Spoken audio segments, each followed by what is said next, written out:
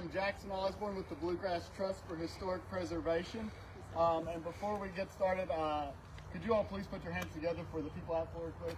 Taking the time to schedule this for us and organizing this really pretty day that turned out to be Earth Week, which we planned all around. I'm not going to talk too long because I usually don't do well when I do that, and we wanted to get started hiking. But before we get started, I want to make you aware of some other Bluegrass Trust events that we have coming up. If you have signed up for our Hope Month lecture featuring Emily Bingham about my old Kentucky home, just a reminder, that is tomorrow. It's going to start at 7 o'clock and we'll be at the Dr. Thomas Hunt Morgan House. Following that, starting in May, we are going to be celebrating National Preservation Month. We're going to have a kickoff open house celebration at the Latrobe's Pope Villa in Lexington, Kentucky. That's going to run from 3 p.m. to 6 p.m. We're going to have birthday cake. We're going to have water, and we're going to have designs from the UK College of Design students who have put together ideas of what could be done with the space in the future. Can you give me the date and time again? Sorry, that is going to be May 1st. Okay, May 1st. Yep. That is a Monday. Yep. From 3 to 6. From 3 to 6. Just because it's a Monday. If it wasn't Monday, we'd go late into the night. After that, we're going to have a very special Preservation Month detour. It's going to be out at the Warwick compound for those of you who are familiar with the work of Clay Lancaster. It's going to be out in Mercer County, so we do hope to see you there. And that's all I've got for you right now. Thank you again for coming out, and thank you, Floracliff. Thank you, Beverly.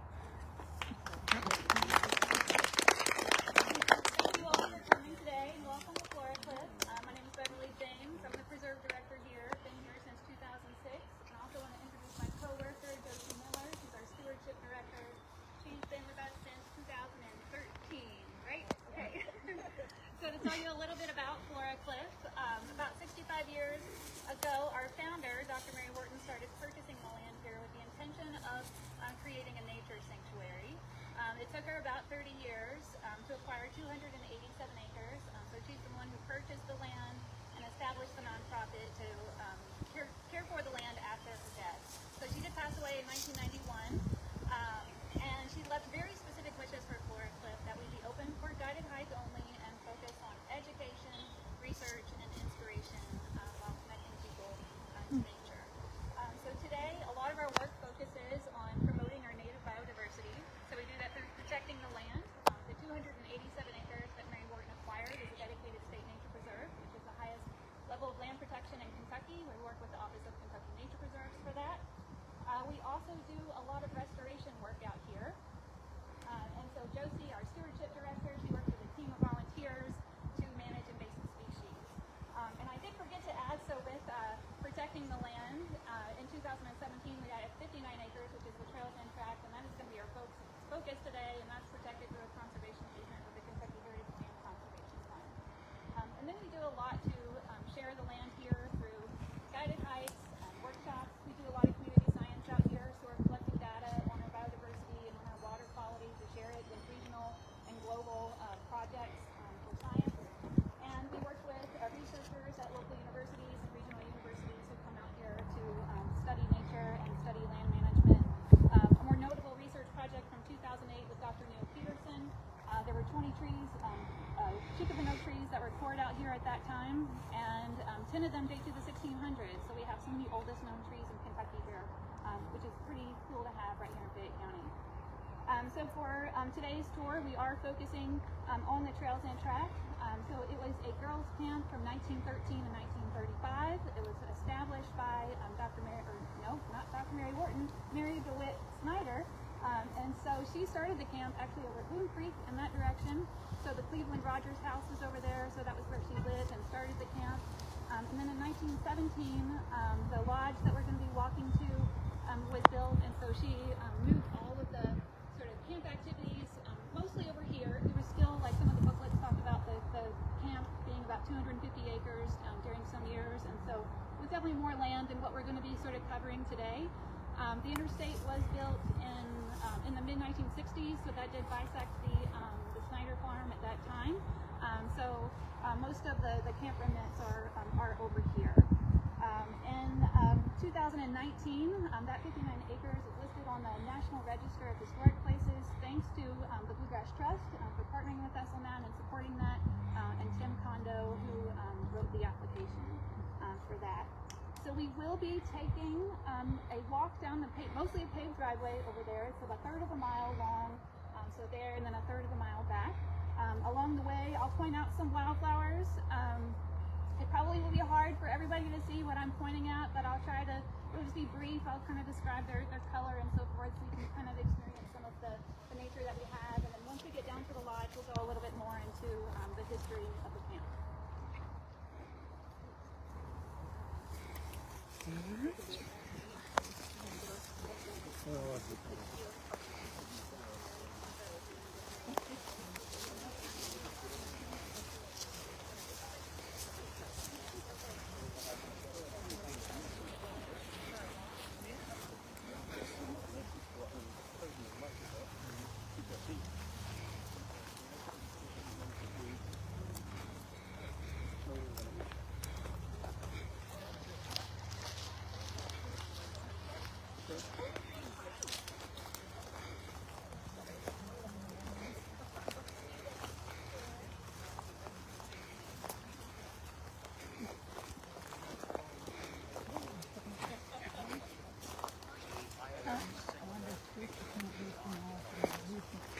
Oh, I don't think so.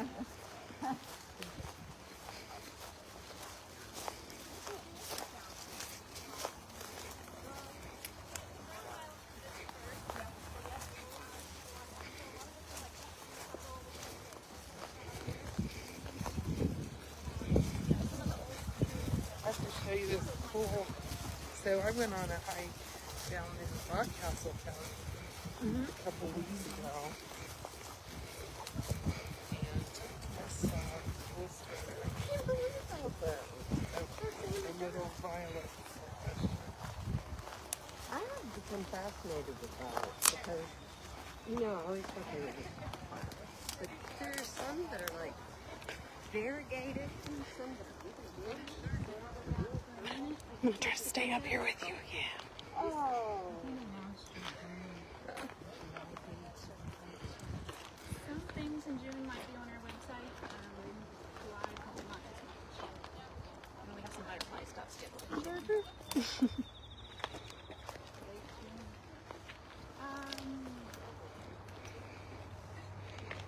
So as you're coming on the driveway to your left, you'll see some purple flowers. Those are dwarf larkspur.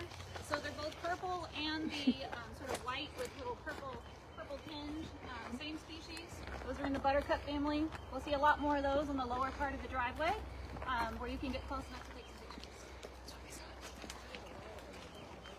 Yeah.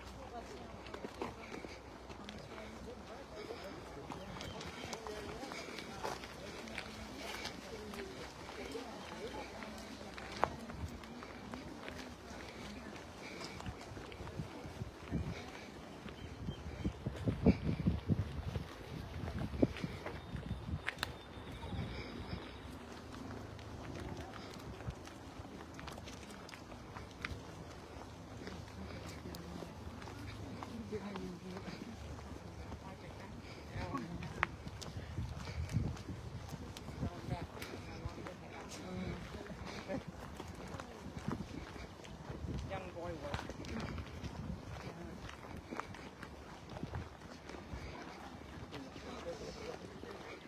Flowering dogwood in bloom on both sides of the driveway here. Also some Ohio buckeye to the left with the yellow flowers.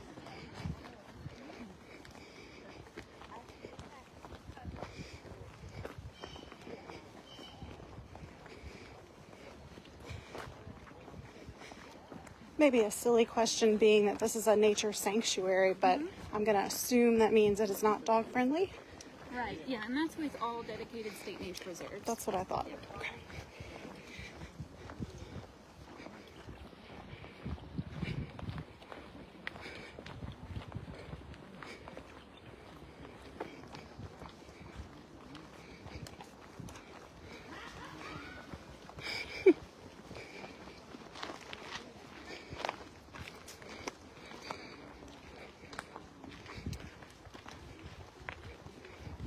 Do you guys have regular open hours? We don't, since No. we're open for guided hikes. Just guided. Yeah, all of our schedule of events can be found either on our website or on our Eventbrite page. Okay. So they're available first come, first serve. We try to offer hikes on, yeah, those are the dwarf larkspur. We have hikes on weekdays. We also do golden hour hikes, like what we're doing Okay. right now. So that's great for people who are coming off of court.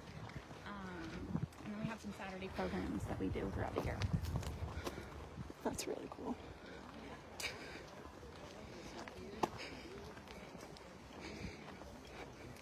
Has anyone ever gotten married out here? No? Josie. Josie. Surprised.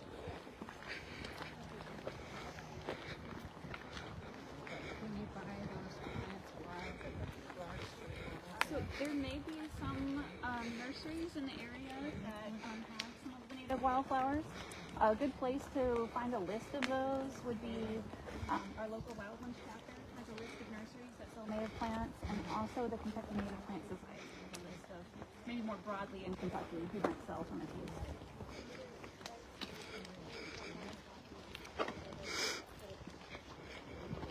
And there's some of the heart-shaped plants here. This is wild ginger. It's actually in bloom right now. You do have to work hard to see those. They're very close to the ground.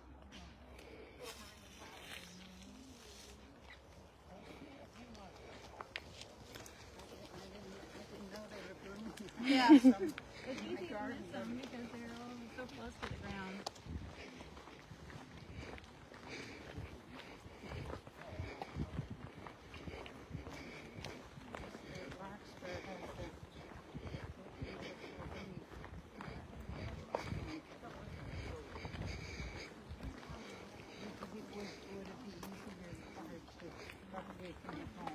The larkspur? I think, yeah, if you want to get them established and put them in an area that would have a moist soil and a little bit of shade, then I think they would do well. Yeah, they really are.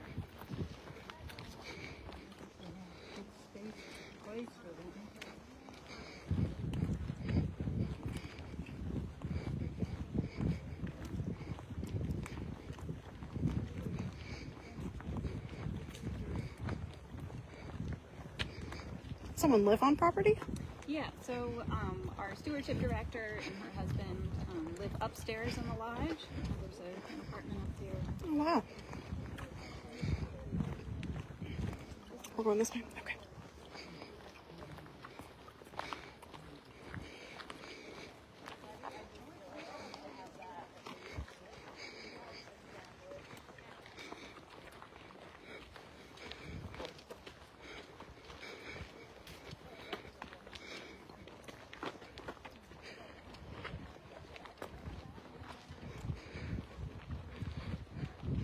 I think I see where we're going.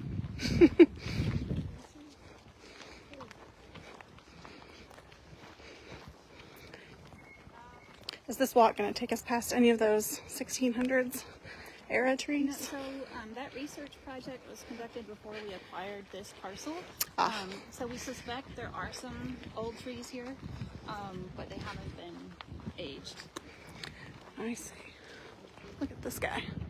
Wow. So that's a sycamore tree. It's beautiful. Yep. So this is the trails and track. Oh my goodness.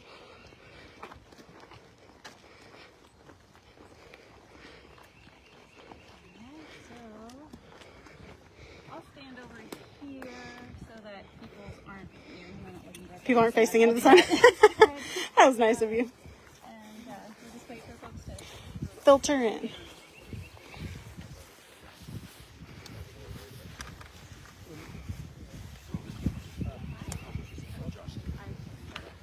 good to see you again.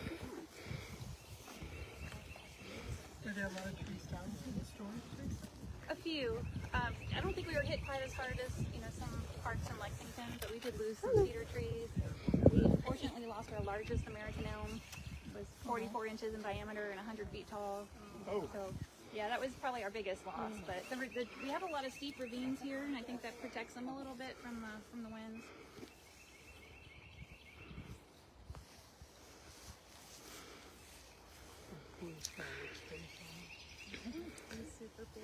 It's really funny.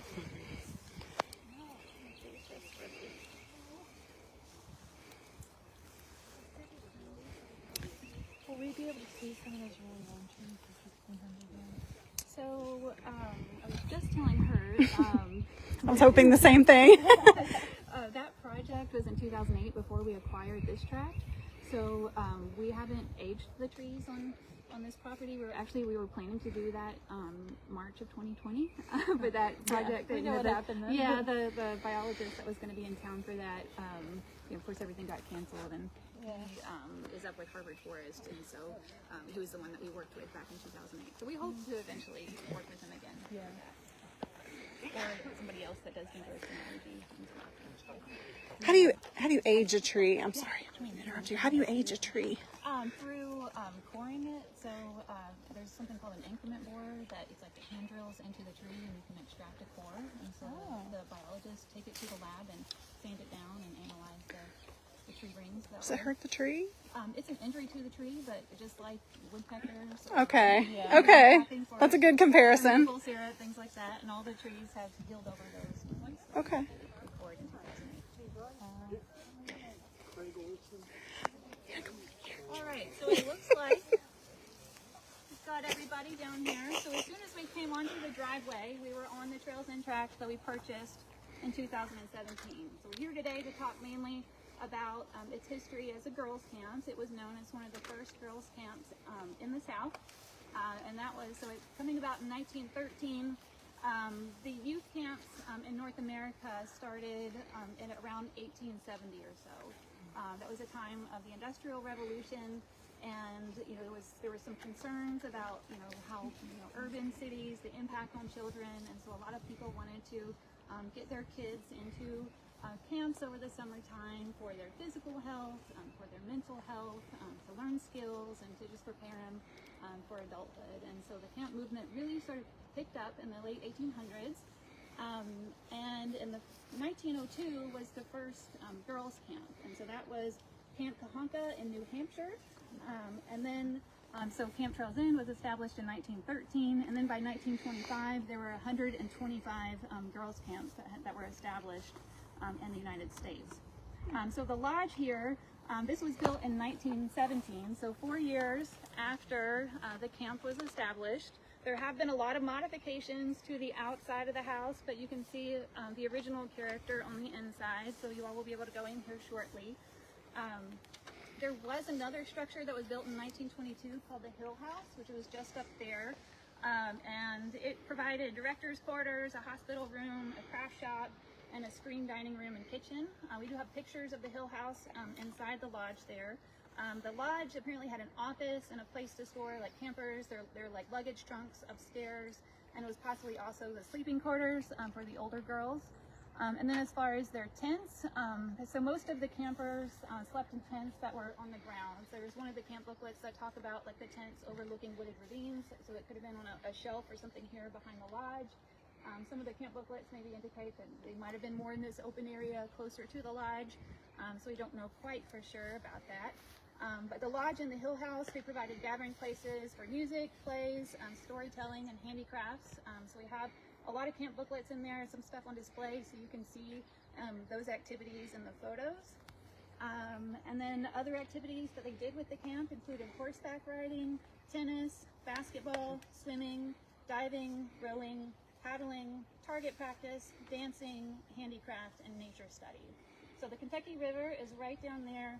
Elk Lick Creek is right down there. So when they moved the camp over here, it gave them easier access to the river and for the water activities. And then on the Mary DeWitt Snyder Trail in that direction, you can see that heads to the game court. So you can see the remnants of the old game court there, and we have some images posted up in that area for you to look at. There's also remnants of the outhouse on your way down to the game court. We talked about Mary DeWitt Snyder being the founder and the director of the camp, but in 1921 is when Sarah Gibson Blanding came on as co-director, and at that point the camp became a little bit more organized and more regimented with their camp activities. And there were a lot of different counselors that were trained to teach them in certain activities. And also in 1921, that's when the age range shifted for the camp. So before that, it was for 15 to 25-year-olds, and then it went a little bit younger from 12 and up. Let's see. So as far as just to introduce a few special guests that we have here today that are important to Floracliff's history or to Trailsland's history, I want to introduce Bob Wilson over there. So he is one of the founding directors of Floracliff. Also knew our founder, Mary Wharton, and the former board president. Let's see, is Charlie Seither around? Charlie Seither wanted you to remember him by his orange vest. He parked everyone. He's still working. Okay, so Charlie's mother, Ann Crutcher Snyder, went to the camp. So she just passed away at 100 just a few months ago. But we have, some of the old materials come from the Snyder and the Seither families that we have inside. And Charlie is also a former board member of Floracliff. So Steve Rice, so there's Steve. So this camp ended in 1935, and then some community groups would use it occasionally. And then in the 1950s, there were Boy Scouts and Girl Scouts that would use it as a camp. And then Central Christian Church started leasing the camp in the 1960s. And you were here primarily in the, I don't want to age you, in the 1970s. My generation. Yeah. Started If fishing you in have the questions. late 50s. Late and then 50s? continued on through the mid-70s, I guess. Okay. But you have a lot of wonderful memories from your time here, so if you have questions about any of that, Steve can answer that. And then also representing Floracliff today, we have our board members, Ellen Tennell, Charlie Chandler, Lucia Gilchrist there, and then we have some volunteers that are also helping out today. Sally Thierstein, she's in tie-dye. She's over there. Okay, back there, Mary Phillips. Mary back there, Bill Congleton, Bill and Ward Ransdell, who might be taking pictures. From here, the rest of the tour is self-guided, so you can walk around the inside of the lodge. A lot of the materials that we have up, we tried to put some labels where appropriate, just to help with some interpretive stuff. And there's the Snyder Trail there to the game court. We do ask that you don't go any further than the game court area. It will be obvious once you get there, just because we don't want to lose anybody in the dark on our trails. And if you also just wanted to enjoy your own nature study, we have a lot of chairs here, and I think there are some binoculars around if you want to just enjoy some bird watching. Where were the stables? I'm sorry? Where were the The stables? stables for the horses? Yeah. I don't know. There was a barn. Yeah, so that is more modern structure there. I know that was in the 60s, but I think that was where originally that was. Yeah. So I really don't know. We don't have the photos so much of the stables. It could have been because this was connected to the old Snyder farm. They could have been closer to the Cleveland Rogers house at that time, but I'm not for certain. My guess would be that they were over at across the road at the old Riverside Farm, because there are some older barns over there. Okay, that would make sense. Yeah.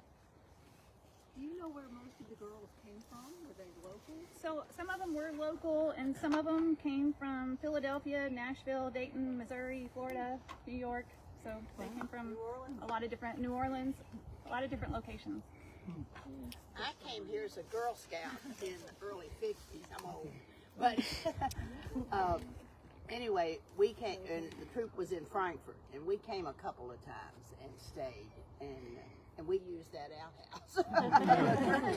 Yeah, we do have a picture of the outhouse down by the game court, so you can see what that looked like. When Central had it and they used it, there were hundreds of, I would say awful, tusks and horns that they had brought back from the Congo. With a buffalo head over the fireplace. There were hundreds, and then people would come up from the river and loot it.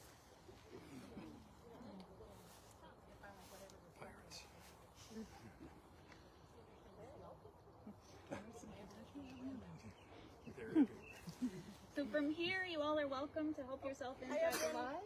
Yep. Before you start, I wanted to introduce Kathleen here. Hi, Kathleen. So Kathleen grew up in the lodge, correct, right here, from the 90s, the 80s? Probably 1987.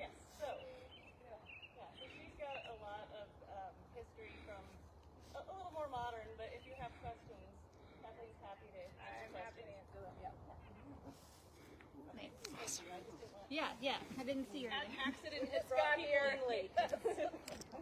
All right, so you're welcome to go inside the lodge, check out the Snyder Trail, or just hang out here in the lawn. I think the program does go until about 8 o'clock, so we might just start corralling people back up the driveway around, 7:45 or so, but you've got at least an hour to poke around.